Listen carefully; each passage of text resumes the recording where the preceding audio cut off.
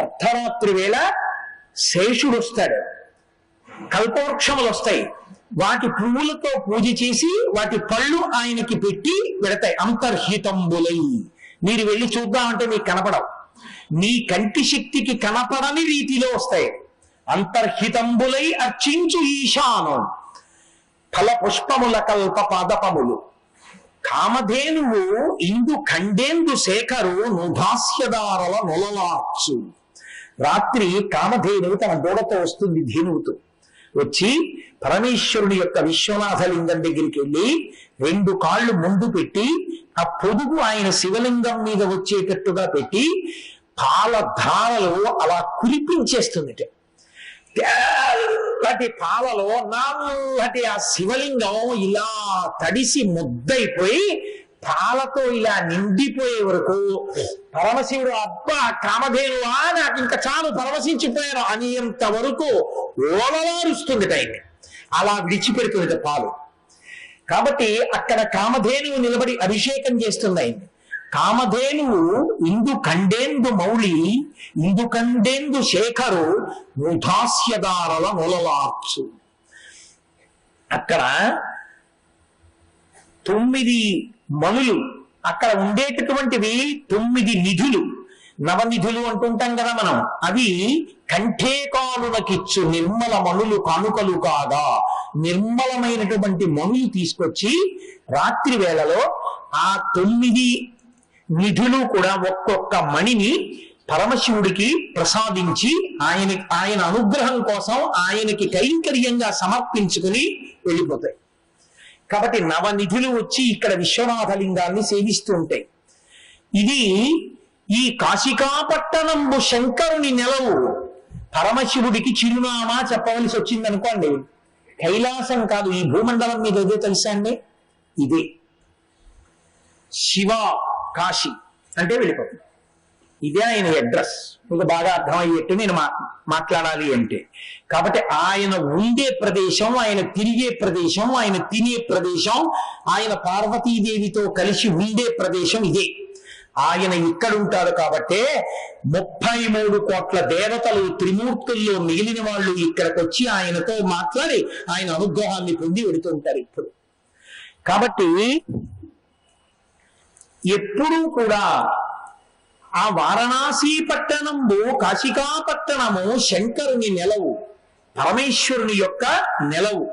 కలి ప్రవేశింపడ ఆనందకాలమున, కలిపురుషుడు ఈ ఆనందకాలంలోకి ప్రవేశించడు. కలి ప్రవేశించడు కాబట్టే ఇక్కడ పాపపటాలోచనలు రావడం అన్నది బాగా తక్కువగా ఉంటుంది. మీరు చూడండి, ఎక్కడన్నా ఉన్నారనుకోండి, 1 గంట ఖాళీగా ఉన్నారనుకోండి, టీవీ పెడతాడు. కాశీ వచ్చి గంట ఖాళీగా ఉన్నారనుకోండి, గంగా స్నానానికో దేనికి వెళ్ళిపోతాడు. ఆ గుడిలోకో, గంగా స్నానానికో, దీపం పెట్టడానికో, పుస్తకం చదువుకోవడానికో, ధ్యానం చేసుకోవడానికో, నామం చెప్పడానికో, దేనికో దానికి వెళ్ళిపోతాడు. కాశీ వచ్చాం కదండి అంటాడు. కాబట్టి ఇది కలి ప్రవేశింపడానందకాననమున, ఇక్కడ కలిపురుషుడు ప్రవేశించడు. పవిత్రపు ఆలోచనలు తమంత తాము కలుగుతాయి. అటువంటి పట్టణం.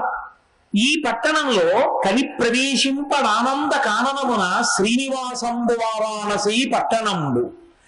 ఈ పట్టణం లక్ష్మీదేవి యొక్క నెలవు.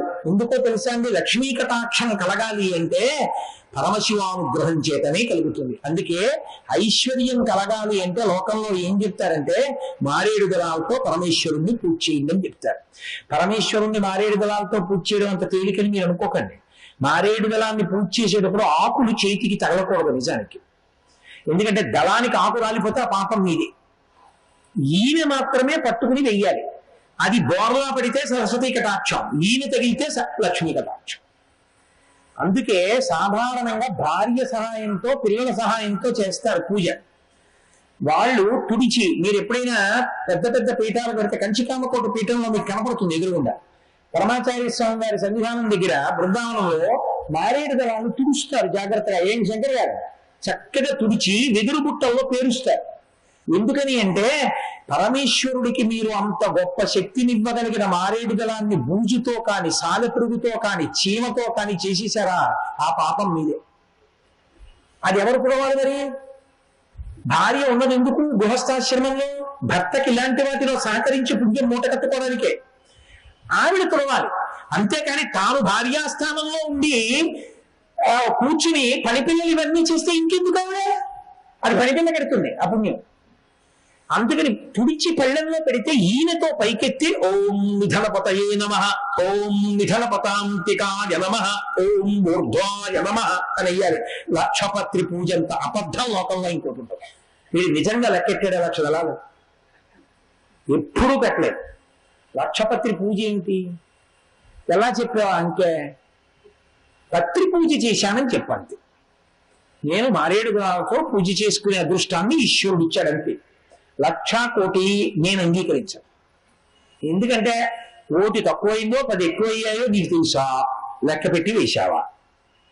అదో అన్యాయం కదా. ఈశ్వరుడి దగ్గర ముక్తాచూర్ణేన సంయుక్తం తాంబూలం ప్రతిగృహ్యతాం అని చెప్పినంత అబద్ధం.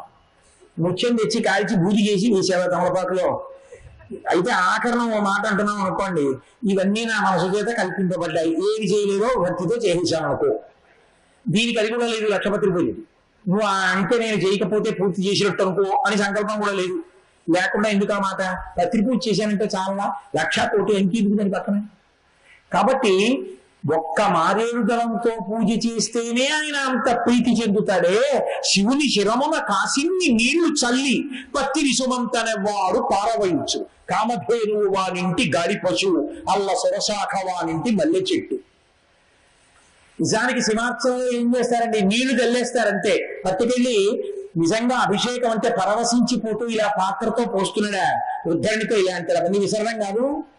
ఇన్ని నీళ్లు ఆయన ఇస్తే వాడు చెబుతూ పోయి ఉద్ధరణితో పోస్తాడు వీడు. కాశీని నీళ్లు చల్లి పత్తిరి సుమంతనెవ్వాడు పారవయించు. లక్షపత్రి పూజ అన్న ప్రహసనం మీరు చూడాలి ఎప్పుడైనా. ఇలా పట్టుకుంటే తడి ముద్ద ఒత్తి అయిపోయి అందులో ఎక్కడుంటాయో తెలుసా? లక్షపత్రి పూజ చేసే బిల్వాలు ఎక్కడున్నాయని మీరు వెళ్ళి అడగండి ఎవరినైనా. నేల మీద ఉంటాయి. వీడు చేసేది లక్షపత్రి పూజ కాదు, పునఃపూజ. అవి ఎప్పుడో అయిపోయాయి. నేల మీద పడగానే పృథ్వీలింగానికి పూజ అయిపోయింది. ఈ పృథివంతా శివస్వరూపం. కంచిలో పృథ్వీలింగం, జంబుకేశ్వరంలో జలలింగం, అరుణాచలంలో అగ్నిలింగం, చిదంబరంలో ఆకాశలింగం, శ్రీకాళహస్తిలో వాయులింగం, కోణార్కలో సూర్యలింగం, సీతాకుండంలో చంద్రలింగం, కాఠ్మండూలో యజమానలింగం, 8 ఆయన. అయినప్పుడు భూమి మీద దళాలు తీసుకెళ్లి పారేస్తే అయిపోవాలి. ఆ పూజ నువ్వు చేసింది పునఃపూజ. మళ్ళీ ఆ దళాలతో ఇంకోసారి చేశారు. ఉజ్జయిని కాదు మళ్ళీ చేయడానికి నువ్వు కాదు, కాబట్టి నువ్వు చేసింది అపచారం. కానీ ఆయన ఫోన్ లేని ఉపచారం కింద వేసుకున్నాడంతే లెక్కలో. నువ్వేమో కొత్త చాపేసావా, దాని మీద పెట్టావా, లెక్క పెట్టావా, కూర్చావా, ఏం చేశాను 1,00,000 అని చెప్తావు. అబద్ధం కాదు. సరే అక్కడితో వదిలేశాను ఆ విషయం, నాకు ఎందుకు ఫోన్, వీరు ఇలాగే అంటాడని అనుకుంటారు. కాబట్టి ఒక్క మారేడు దళం వేస్తేనే అంత లక్ష్మీ కటాక్షం ఇవ్వగలిగిన పరమేశ్వరుడే ఇక్కడ ఉన్నారు. ఆయన ఎంత పొంగిపోతారు మీరు ఏం చేసినా. అందుకే వ్యాసుడు చెప్పుకున్నారండి కాశీపట్టణంలో, అమ్మా మేము ఇక్కడ అన్నం ఎలా తింటామో తెలుసా? మేము అన్నం ఇక్కడ తినేటప్పుడు అమ్మా తిన్నగా తీసుకొచ్చి పెట్టుకుని నైవేద్యం పెట్టి తినాం. ముందు తీసుకెళ్లి ఒక పాత్రలో పెట్టి గంగా నదిలో కలుపుతాం. ఇవాళ మనందరం అలాగే తిన్నాం. ఇక్కడ మనందరం మధ్యాహ్న కాలమనందు ప్రసాదం తీసుకునే ముందు ఒక ఆకులో పెట్టి ప్రసాదాన్ని ప్రత్యేకంగా కారులో తీసుకెళ్లి మొట్టమొదటి విస్తరి గంగా నదిలో సమర్పించాం. మహానైవేద్యాన్ని స్వామి హనుమకు సమర్పించి తర్వాత ప్రసాదంగా తీసుకున్నాం. కాశీపట్టణంలో ఎలా తినాలో వ్యాసుడు చెప్పాడు. కాబట్టి మహానుభావుడి దగ్గర కూర్చుని ఏది చేస్తే ఆయన ఇక్కడ లక్ష్మిని ఇవ్వడు, ఏది కావాలన్నా ఇస్తాడు ఇక్కడ. అందుకే శ్రీనివాసంబు వారాణసీ పట్టణంబు శ్రీకి నెలవు. ఇక్కడికి వచ్చిన వాళ్ళందరూ ఆయన దగ్గర కావలసినవన్నీ పట్టుకుని వెళ్ళిపోతుంటారు. ఆయన అనుగ్రహించేస్తుంటాడు. ఇక్కడ ముక్తి సంధాయకంబు అవిముక్తకంబు, ఇక్కడ మోక్షం కలుగుతూ ఉంటుంది. అందుకే ఈ మోక్ష సంధాయకంబు అవిముక్తకంబు, అవిముక్తకము అన్న పేరుతో మోక్షాన్ని పొందడానికి ఈ లోకంలో హేతువైన పట్టణం ఇదొక్కటే. శంకరాచార్య వారు ఏమన్నారో తెలుసా అండి? అసలు శంకర భగవత్పాదులకు వచ్చిన ఆలోచన వంటి ఆలోచన లోకంలో ఎవరికి రాదు. అద్భుతంగా చెప్తారు మహానుభావుడు ఇది చెప్పిన. ఆయన అన్నారు, కాశీధన్యతమా విముక్తి నగరీ సాలంకృత గంగయా త్వత్తీరే మణికర్ణికా సుఖకరీ ముక్తిర్హితకింకరీ స్వర్లోకస్తులిత సహైశ్చ విభుతైః కాశ్యా సాంబ్రహ్మణ. కాశీక్షోణితలే స్థితా గురుతరా స్వర్గో లఘుత్వం గతః. అన్నారు ఆయన. ఆయన అన్నారు కాశీధన్యతమా, ఈ కాశీ పట్టణం అంత ధన్యమైన పట్టణం ఇంకోటి లేదు. ఎందువల్ల? అసలు ఈ కాశీ పట్టణమే అంత గొప్పది. దీనికి తోడు బంగారపు పళ్ళానికి గోడ చేరుపులా ఇంకా కొన్ని కలిసి కాశీధన్యతమా విముక్తి నగరి సాలంకృత గంగయా. మనం ఆడపిల్లని కన్యాదానం చేసేటప్పుడు సాలంకృత కన్యాదానం అంటాం, అలంకారం చేస్తాం. అలా అసలే ఇంత గొప్ప కాశీ పట్టణం, దీనికి ఓ పెద్ద అలంకారం వచ్చింది. ఏమిటా అలంకారం? మెడలో చంద్రహారం వేసామనుకోండి, హారం వేస్తే ఇలా ఉంటుంది, అంతేకాని కుత్తికంటి అని ఆ కంఠానికి నొక్కుకునేటట్టు వేసుకోరాదు, ఆభరణం పెట్టుకుంటారు. కానీ సాధారణంగా ఆభరణం వేసుకుంటే ఇలా ఉంటుంది గొలుసు, అది అందాన్ని పెంచుతుంది అని ఒక నానుడి. కాశీపట్టణమే తనంత తాను ఇంత గొప్పదైతే దీని అందం పెంచడానికి ఆభరణం వచ్చింది. ఏమిటది? సాలంకృత గంగయ. గంగ అర్ధచంద్రాకారంలో ఉంది ఇక్కడ. కాబట్టి కాశీధన్యతమా విముక్తి నగరి సాలంకృత గంగయ తొట్టిరే మణికర్ణిక. అసలు గంగే గొప్పదంటే మళ్ళీ ఆ గంగలో మణికర్ణికా తీర్థం అసలు చెప్పనే అక్కర్లేదు, అంత గొప్పది. ఎవరో చెప్తారు ఇక మణికర్ణికా తీర్థం గొప్పతనం, అంత గొప్పది మణికర్ణిక. తొట్టిరే మణికర్ణిక సుఖకరి. ఎటువంటి సుఖాన్నైనా ఇస్తుంది. మణికర్ణిక మోక్షాన్ని ఇస్తుందని చెప్పద్దన్నారు శంకరాచార్యులు వారు. ఏమిస్తుంది అంటే ముక్తిర్హితత్కింకరి. ప్రత్యేకంగా గొప్పగా ఏమి ఇవ్వక్కర్లేదు మణికర్ణికా తీర్థం. కింకరి అంటే సేవకురాలు. ముక్తికాంత దాసి రూపంలో మణికర్ణికా తీర్థం దగ్గర నిలబడుతుంది. అలా మణికర్ణికలో ఎవరు స్నానం చేస్తారో వాళ్ళని మణికర్ణికా తీర్థకాంత అంటుందిట. ఓ దాసి, ఓ కింకరి, అదిగో వచ్చారు వాళ్ళ దగ్గరికి వెళ్ళట్టు.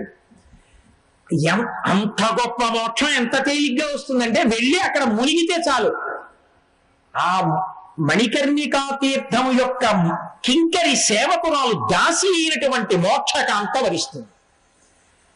ఇప్పుడు ఎంత పెరిగింది గంగ కాశీ గొప్పతనం. కాశీధన్యతమా విముక్తి నగరి సాలంకృత గంగయా తొట్టిరే మణికర్ణిక సుఖకరి ముక్తిర్హితత్కింకరి. ఇప్పుడు బ్రహ్మగారికో అనుభవం వచ్చింది. చతుర్ముఖ బ్రహ్మగారు అన్నట్ట, నేను సృష్టించానుగా ఇవన్నీ. నేను ఇదొక్కటే కాదు, కాశీపట్టణాన్ని పరమేశ్వరుడు తీసుకొచ్చాడు, ఆయన ఉంటాడు. బ్రహ్మాండాలు లయమైపోయినప్పుడు కూడా త్రిశూలం మీద పెడతాడు, బాగుంది, చాలా సంతోషం. కానీ నేను సృష్టించినవి ఇంకా చాలా ఉన్నాయి. స్వర్గలోకం ఉంది, దేవతలు ఉన్నారు, భోగాలు ఉన్నాయి, కల్పవృక్షాలు ఉన్నాయి, కామధేనువులు ఉన్నాయి. అవన్నీ కలిపితే గొప్పదా, కాశీపట్టణం గొప్పదా అని ఆయనకు అనుమానం వచ్చింది. స్వర్లోకస్తులిత సహస్రైశ్చ విభుదై కాశ్యా సమం బ్రహ్మణ. కాశీ గొప్పదా, స్వర్గలోకం, కామధేనువు, కల్పవృక్షం ఇవన్నీ కలిపితే గొప్పదా అనుకున్నట్టు. ఇప్పుడు ఏం చేయాలి బ్రహ్మగారు? ఏది గొప్పది, ఏది బరువైంది చూడాలంటే తక్కెటోటి పట్టుకోవాలా? పట్టుకున్నాడు. బ్రహ్మగారు తలుచుకుంటే తక్కెట ఎందుకు రాదండి? అలా తూయగలిగిన తక్కెటోటి తీసుకొచ్చాడు. తీసుకొచ్చి అక్కడ పెట్టాడు. ఆ ప్రాసు పెట్టి మొట్టమొదట స్వర్గలోకాన్ని అంతటినీ తీసుకొచ్చి స్వర్గలోకంలో ఉన్న భోగాలు, అప్సరసలు, దేవతలు 33 కోట్ల మంది, ఇంద్రుడు, కల్పవృక్షం, కామధేనువు, మిగిలిన లోకాలు, బ్రహ్మాండాలు అన్నీ తీసుకొచ్చో తక్కెట్లో పెట్టాడు. ఇప్పుడు మరది ఎంత బరువు, అవన్నీ ఏం మాటలేంటి. తక్కెటి ఇలా వంగిపోయింది కిందకి, ఇటు పక్కని పైకి లేచిపోయింది. ఇప్పుడు ఇటు పక్కేం పెట్టి చూడాలి? కాశీ ఒక్కటి పెట్టి చూడాలి. కాశీ గొప్పదా, ఇవన్నీ గొప్పవా చూడాలి. అందుకని కాశీ పట్టణాన్ని తీసుకెళ్లి తక్కెట్లో యువతల పక్కన పెట్టాడు. పెడితే కాశీ వీటన్నిటికన్నా గొప్పది కాబట్టి కాశీ క్షోణితలే స్థిత. కాశీ బరువుకి భూమండలం మీదకి వచ్చింది. స్వర్గోలహుత్కంగత, తేలికైపోయింది కాబట్టి పైకి పోయింది స్వర్గం. స్వర్గం కావాలా, కాశీ కావాలా? బ్రహ్మగారి తక్కెట్లో పైకి వెళ్ళిపోయింది స్వర్గం, తేలికైపోయి బరువు అయిపోయి భూమి మీదకి వచ్చింది కాశీ. అందుకని కాశీ క్షోణితలే స్థిత గురుతర, అంత బరువైంది కాబట్టి భూమి మీద ఉంది. ఏమిరా ఇంత గొప్ప కాశీపట్నం ఉన్న భరతఖండంలో పుట్టి కాశీ వెళ్ళకపోతే నీ అంత కృతజ్ఞుడు ఉంటాడరా, నీ అంత పాపాత్ముడు ఉంటాడరా, ఇది శంకరాచార్యులు వారి పరివేదన. కాబట్టి అదిగో అంత గొప్పది. స్వర్గో లఘుత్వం, చాలా తేలికైపోయింది కాశీ ముందు. అప్పటి వరకు పెద్ద గొప్పగా ఇలా పైకి వెళ్ళిపోయి ఇలా కింద కుండిపోయింది. ఎవరిని ఇటు పట్టినా పైకి వెళ్ళదేమో అనుకున్నది. కాశీని ఇలా పెట్టేటప్పటికి ఠక్కలా పోయింది పైకి. కాశీ బరువు వల్ల భూమి మీదకి వచ్చి ఉండిపోయింది. భూమి మీద కాశీ ఉండిపోయింది, స్వర్గం పైన ఉండిపోయింది. ఇక ఈ తక్కట్లో కాశీ భూమి మీద ఉన్నంతసేపు స్వర్గం కిందకు వస్తుందా? రాదు. అందుకే స్వర్గం పైన భూమి కింద ఉందా అన్నారు ఆయన. ఉంటే మాత్రం మనకు వచ్చిన నష్టమే ఉంది. వాళ్ళు గొప్ప, మనం గొప్ప, కాశీలో ఉన్న మనమే గొప్ప కాదు. అందుకని కాశీ ప్రవేశం అంత గొప్పదైందన్నారు శంకరాచార్యుల వారు. అందుకని కాశీ వెళ్ళడం, కాశీలో కూర్చోవడం, కాశీ విశ్వనాథుణ్ణి సేవించడం అంత గొప్పదైందయా అన్నారు. కాశీపట్టణ ప్రవేశం, కాశీపట్టణంలో పరమేశ్వరుణ్ణి సేవించడం, ఇక్కడికొచ్చి కూర్చోవడం ఎంత గొప్పదో చెప్పారు. అందులో అన్నారు, అఖిల కాలంబు శంభు నర్చించిన ఫలంబు సకృదీక్షణమున సంభవించు. కొన్ని కోట్ల జన్మల పాటు పరమ శివభక్తితో పరమేశ్వరుణ్ణి మహాన్యాసపూర్వక రుద్రాభిషేకంతో షట్కాలమయందు అభిషేకం చేసి మారేడు దళాలతో పూజ చేసినటువంటి వాడు పొందినటువంటి ఫలితం గొప్పదా? అలా వెళ్ళిపోతూ ఇలా చూడకుండా విశ్వనాథలింగాన్ని ఓసారి ఇలా చూసి అలా వెళ్ళిపోయిన వాడు గొప్పవాడా అంటే, ఇలా చూసి అలా వెళ్ళిపోయిన వాడే గొప్పవాడు. ఆ పుణ్యం ఈ పుణ్యానికి సరిపోదు. సకృత్ ఒక్కసారి సకృన్నత్వానత్వా అంటారు సౌందర్యలహరిలో శంకరులు. సకృదీక్షణమున సంభవించు. ఒక్కసారి విశ్వనాథలింగం వంక ఇలా చూశాడా, వాడు కొన్ని కోట్ల జన్మల శివాభిషేకం పూజ చేసినటువంటి ఫలితం కన్నా గొప్ప ఫలితాన్ని పొందేస్తున్నాడు. అది కాశీపట్టణం యొక్క వైభవం. కాబట్టి అఖిల కాలంబు శంభు నర్చించిన ఫలంబు సకృదీక్షణమున సంభవించు. ఒక్కసారి చూస్తే వస్తాం. అలాగే ఇక్కడికి వచ్చినటువంటి వాళ్ళు భవ సహస్రముల చేసిన పుణ్యంబు కంటెను ఒక్క ప్రదక్షిణమునకు ఉపమ కాదు. కొన్ని కోట్ల జన్మలలో చేసినటువంటి పుణ్యమంతా తీసుకొచ్చి ఓ పక్కన విశ్వనాథుడి శివలింగం చుట్టూ ఇలా తిరిగినటువంటి పుణ్యం ఓ పక్కన పెడితే ఏది గొప్పది అంటే అలా పోల్చద్దు. అసలు ఉపమ కాదు. ఈ ప్రదక్షిణానికి కొన్ని కోట్ల జన్మల పుణ్యానికి పోలిక లేదు. అలా పోల్చవద్దు, సరిపోదు. కాశీలో విశ్వనాథలింగం చుట్టూ తెలిసో తెలియకో తిరగడం అంత గొప్పది కాబట్టి అలా పోల్చద్దు అసలు అన్నారు. అసలు పోల్చడానికే పనికి రాకపోతే కోట్ల జన్మల పుణ్యం విశ్వనాథలింగం చుట్టూ తిరగడం ఇంకా ఎంత గొప్పదై ఉండాలి. కాశీపట్టణంలో ఆ శివాలయం చుట్టూ, విశ్వనాథ మందిరం చుట్టూ తిరగడం, ఆయన శివలింగం చుట్టూ ప్రదక్షిణం చేయడం, హాయిగా ఎక్కడ పడితే అక్కడ ప్రత్యేకించి మఠాల్లో కూడా సమాన స్థాయి దీపం పెట్టడం, ఇక్కడికొచ్చి కూర్చుని మంచి మాటలు మాట్లాడుకోవడం, భగవత్ కథ శ్రవణం చేయడం ఎంత గొప్పవి. కాబట్టి అది ఆ భవ సహస్రముల చేసిన పుణ్యఫలంబు ఒక్క ప్రదక్షిణమునకు ఉపమ కాదు. ఒక ప్రదక్షిణంతో సమానం కానే కాదు. పుష్ప సమర్పణంబును పోలునే షోడశ మహాదానములు కాండముల కూడి. ఒకే ఒక పువ్వు తీసుకెళ్లి అలా వెళ్ళిపోతూ సశాస్త్రీయంగా పూజ చేశానా అని కూడా చూడకుండా ఇలా విశ్వనాథలింగం మీద పడేసరిపోయాడు.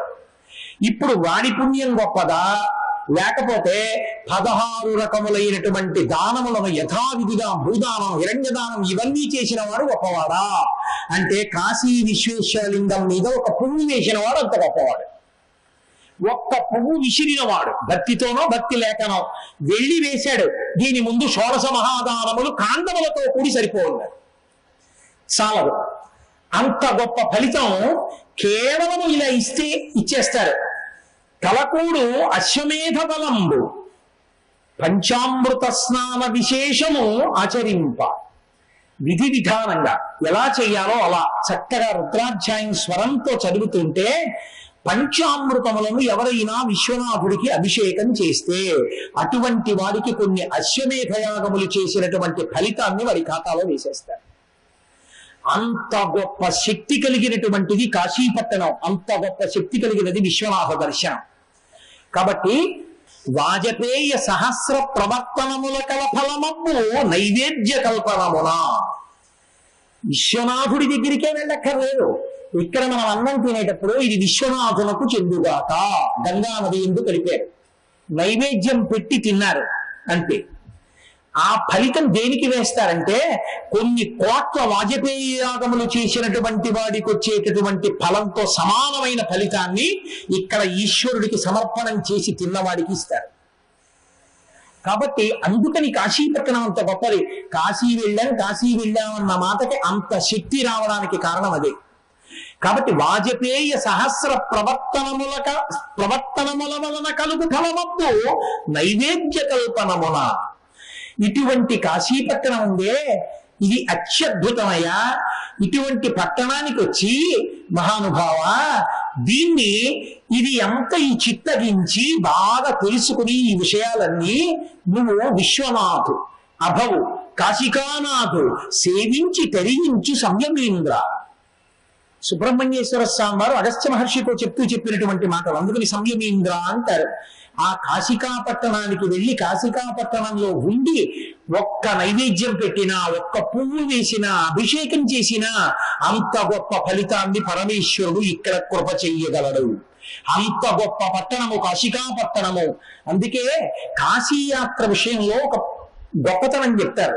కాశీయాత్ర చేసేటప్పుడు ఎవరైనా ఒక వృద్ధుడి చెయ్యి పట్టుకున్నా, కాశీయాత్ర చేసేటప్పుడు ఎవరికైనా అన్నం తినేటప్పుడు ఆకలితో ఉన్న వాళ్ళకి వడ్డించిన, కాశీయాత్రలో యువతల వారి సదుపాయం కోసం తన సౌఖ్యాన్ని త్యాగం చేసిన, కాశీపట్టణానికి వచ్చి గొడుగులు కానీ, వస్త్రద్వయాన్ని కానీ, చందనాన్ని కానీ ఇటువంటివి సమర్పణం చేసిన, దానం చేసిన అసలు దానితో తుల్యమైనటువంటి ఫలాన్ని చెప్పడం సాక్ష్యం కాదు. కాశికాపట్టణానికి వచ్చి ఇంద్రియ లౌల్యంతో ప్రవర్తించేవాడు, క్రోధమునకు వశుడయ్యేవాడు, ఇక్కడికొచ్చి సుఖాన్ని భోగాన్ని కోరుకునేవాడు, పదార్థాలలో రుచి కోసం వెంపర్లాడేవాడు. అందుకే మీతో నేను పొద్దున్న మనవి చేశా, బాగుందా అని అడక్కండి. కొద్దిగా రుచి అటు ఇటు ఉన్న కాశికాపట్టణంలో దాని గురించి వెంపర్లాడకండి అని మీతో నేను పలహారాలు జరుగుతున్నప్పుడు అనడానికి కారణం అదే. ఇక్కడ వ్యాసుడంతటి వాణ్ణి పరమేశ్వరుడు అంగీకరించాలి అలా వెంపర్లాడితే. కాశీపట్టణం వెళ్ళి నువ్వు ప్రత్యేకంగా ఏదో చెయ్యాలని ప్రయత్నం అక్కర్లేదు. నీతో కాశీ వస్తున్న వాడిని చెయ్యి పట్టుకు దింపితే, నీతో కాశీ వచ్చినటువంటి ఒక వృద్ధుడి పెట్టె నువ్వు పట్టుకుంటే పార్వతీ పరమేశ్వరుడు ఇద్దరు ఎంతో సంతోషంతో చూస్తారట వాళ్ళ వంక. అందుకు కదూ 40 మూటలు మీకు ఇచ్చాం కొంతమంది నుంచి. ఆ ఫలితం మీకు దక్కాలనే నేను ఆ రోజున మీ అందరికీ ఇచ్చింది. ఈసారి కాశీపట్టణం వెళ్ళి ఎలా సంపాదించుకోవాలో, ఎలా ప్రయత్నించాలో, ఎలా బ్రతకాలో, అసలు ఎలా వెళ్ళాలో మనం నేర్చుకోవాలి తప్ప ఏదో వెళ్ళాం ఏదో వచ్చాం కాదు. అందుకే కాశీపట్టణంలో మధ్యాహ్నం ఏ ఆడది అన్నం వడ్డిస్తుందో ఆమెని అన్నపూర్ణ ఆవహిస్తుంది. ఆవిడే చెప్పుకుంది, కాశికాపట్టణ మధ్యాహ్న కాలమందు. కాశికాపట్టణంలో మధ్యాహ్న కాలంలో ఆడది అన్నం ఎవరికైనా వడ్డించిందా ఆవిడలో అన్నపూర్ణ ప్రవేశిస్తుంది. రేపు వెంటనే భోజనాల దగ్గర వడ్డన నాకు ఇవ్వండి అని మీ అందరూ ఆ డ్యూటీ అడక్కండి, తెలిసిందా? కాబట్టి ఒక వృద్ధుడికి సేవ చేయండి, ఒకరి పెట్టె పట్టుకోండి, ఒకరికన్నా ఒకరిని భోజనానికి ముందు పంపించండి, మీ సౌఖ్యాన్ని ఇంకొకరి కొరకు త్యాగం చేయండి. దీన్ని పరమేశ్వరుడు సంతోషిస్తాడు. ఇది ఒక్కటే చెయ్యక్కర్లేదు. కాబట్టి ఇంద్రియ లౌల్యానికి దూరంగా ఉండాలి, కోపానికి దూరంగా ఉండాలి, ప్రశాంతంగా గడపడానికి ఇక్కడ ఉన్నటువంటి రోజులలో ఒక్క క్షణాన్ని వృధా చేసుకోకూడదు. చక్కగా భగవన్నామం చెప్పుకుంటూ కాశీపట్టణ వైభవాన్ని తెలుసుకుంటూ ఎంతో సంతోషంగా మనం కార్యాన్ని చేయవలసి ఉంటుంది. 9 రోజులు మన జీవితంలో మనకి అపూర్వమైనటువంటి కాలం. కాబట్టి అదిగో ఈ కాశీపట్టణం ఉన్నదే ఇది అంత గొప్పది. చంద్రుడు మిగిలిన పట్టణాలన్నిటి మీద పెడతాడు. చంద్రుడు లోకం అంతటి మీద తిరుగుతాడు. చంద్రుడు వస్తే సంతోషించిన వాళ్ళు ఎవరుండరు? అబ్బా చందమామ చందమామ అంట. పసిపిల్లల దగ్గర నుంచి వృద్ధుడి వరకు చంద్రుడి యొక్క కాంతి పడుతుంటే సంతోషపడిపోతూ ఉంటారు. కానీ చంద్రుడు ఎంత గొప్పవాడో, చంద్రుడు వస్తే మనం ఎంత సంతోషించినా ఇక్కడొక్క చోటాక చంద్రుడు తాను సంతోషిస్తాట కదులుతూ. ఎంత సంతోషిస్తారంటేట చంద్రుడు, అభిషేకమునరించు అమృతధారా వృష్టి మదనాంతకు విముక్తి మంటపికకు శ్రీ విశాలాక్షి మహాదేవి నిద్దంపు చెక్కుల నిడచూచు నిరించు నిన్నేటి ఇసుక తింగల మీద చక్రవాకాంగనా సముదయముండు. ఆయన గుంటి విఘ్నేశ్వరు కంఠ వేదిపై నిష్ఠుర కంఠ వేదిపై కొదమ చొక్కల రాజు గుస్తరించు కాయు వెన్నెల ఆనంద కాననమున కాలభైరవ దంస్ట్రకు డాలు కొలుపు విధుడు వారాణసి సోమ వీధి చెక్కి అభ్రఘంటాపదంబున అరుగునప్పుడు. ఇక్కడ వెడుతున్నప్పుడు కాశీపట్టణం మీదట చంద్రుడు పరవశించిపోతాట. ఎందుకంటే చంద్రుడికి ఒక లక్షణం ఉంది. పరమశివుడు లింగస్వరూపంగా ఈ బ్రహ్మాండం అంతా నిండిపోతే పైన ధారాపాత్రగా ఉంటాడు, ఉండి అమృతాన్ని కురిపిస్తూ ఉంటాడు ఆ బ్రహ్మాండం మీదకి. బ్రహ్మాండం శివలింగ రూపాన్ని పొందితే అదే కదా యజుర్వేదంలో ఆ ప్రార్థనా శ్లోకంలో మన రుద్రానికి ఆపాతాళ నభస్థలంత భవన బ్రహ్మాండమా విస్ఫురత్ జ్యోతిస్పాటిక లింగ మౌలి విలసత్ పూర్ణేందు అంతామృతై. ఆ చంద్రుడి నుంచి కలిగిన అమృతం శివలింగం మీద పడుతూ ఉంటుంది అని. ఆ చంద్రుడు కాశీపట్టణం నుంచి వెళుతూ అనుకుంటాక అబ్బా అబ్బా అబ్బా అబ్బా ఇవాళ వెళ్ళిపోతున్నాను కాశీలో నేను వెళ్ళిపోయేటప్పుడు ఒక్క క్షణం వృధా చేసుకోకూడదు అనుకుంటాట. అనుకుని ఆయన అభిషేకమునరించు అమృతధారా వృష్టి మదనాంతకుని ముక్తి మంటపేటకు. అరే వీళ్ళందరూ చక్కగా లోపలికి వెళ్ళి విశ్వనాథుడి మీద నీళ్లు పోశారు రా, నేను పై నిండిపోయాను.